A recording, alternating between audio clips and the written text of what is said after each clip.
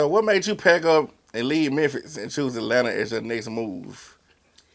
Okay, so as I stated earlier, I was raised by my grandparents. So my mom moved to Atlanta when I was in the second grade. So I started visiting her in Atlanta when I was like fifth grade. And from there, it was like summers, winter breaks, spring break. We was always in the A. So my mama finally, got herself to where we could come move with her in my senior fucking year of high school, which I ain't gonna lie, I wouldn't take it back. I would do it the same way. But my senior year of high school, I ended up moving to the A.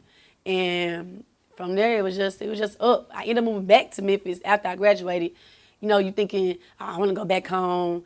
The Memphis ass mentality, man, these lame ass folks, these folks ain't talking about shit, these folks ain't about shit.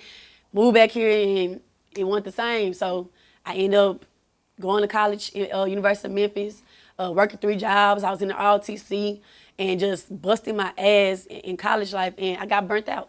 I got burnt out because I wasn't happy because I wasn't doing what it was my purpose, my sole purpose, and that was music. So one day I was in the car, and I remember Big Sean, they had him on the radio, and he was just like, you will never be truly happy with yourself until you're doing what you love to do every day. And that day I decided, like, man, fuck this shit. I dropped out of University of Memphis, and I moved back to Atlanta with my mama.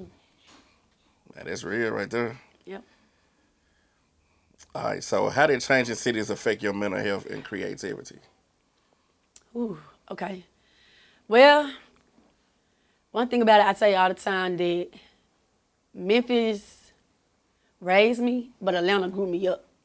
Because I didn't really understand what a fast city was until I became an adult moving to Atlanta.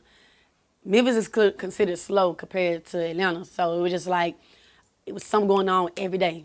Like a mini New York. It's never dead. At least before COVID.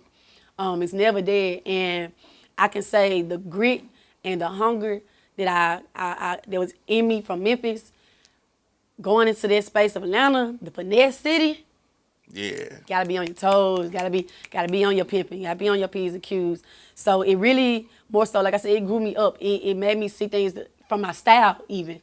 Like, I ain't gonna lie, I feel like I was country as a motherfucker. Like, I look back on my pictures, you know how Facebook give you the memories from 5 years ago, 10 years ago. I be like, God damn, yeah, I didn't really grow the fuck up because, like I said, Atlanta's just a whole nother ball game. Like, it's the industry. So you see the Instagram bitches, you know what I'm saying, makeup and hair and being on point to the 10 every damn day. And it just bossed me up in the sense of, man, I gotta step my game up. I gotta, you know what I'm saying, I am naturally pretty, that's cool now, but I gotta be industry made, industry fit. So it goes back to, like I said, you gotta learn how to authentically be you because you'll get caught up in this shit and forget who you are. So, yeah. So who was the first major industry person to show you some love in Atlanta? The first major industry person to show me some love, I say Zaytoven. Shout out to Zaytoven, shout out to Zay, shout out to Zay. For sure. Zay Tiggy was the first major person to show me love. And yeah, I don't even really know how to go into it. You gotta ask me something else with that. Like for sure, like so just being in the studio with him and like just watching him move, like what did you learn from him? Like just being in the studio. Is it anything that he was doing differently that you would do? I say being with Zay, it taught me definitely to be on my shit. Like he works nonstop, but he's also about his family. He big on his family, his wife, his kids.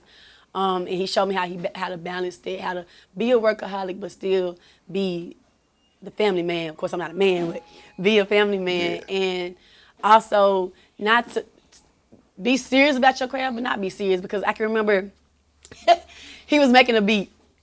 You know, he on them keys, he making the beat.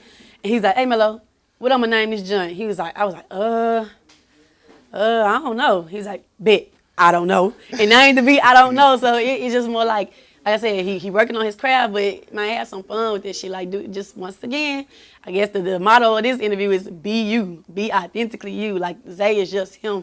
Like I said, how even with his style of how he intertwined church into rap.